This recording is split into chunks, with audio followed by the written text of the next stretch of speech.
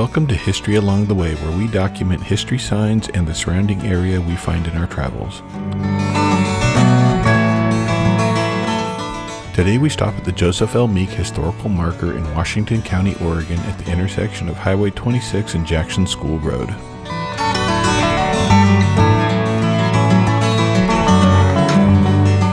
The sign marks the land claim of Joseph L Meek, famed and unlettered mountain man who arrived in what would become Oregon in 1840 after driving from Fort Hall to Walla in the first wagon on that part of the Oregon Trail.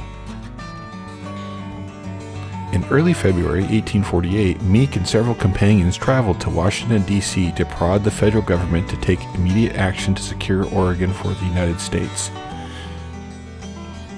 Meek and company were successful, and Congress passed and President Polk signed legislation that made Oregon a territory in August of 1848. Over his life in Oregon, Joseph Meek had many roles and jobs, such as he was the founder of the provisional government, served as the first sheriff, the first marshal, and the first census taker in Oregon. He died in his home near Hillsboro, Oregon in June of 1875. The sign sits next to an Oregon Department of Transportation road maintenance facility. The marker itself is surrounded by trees and bushes.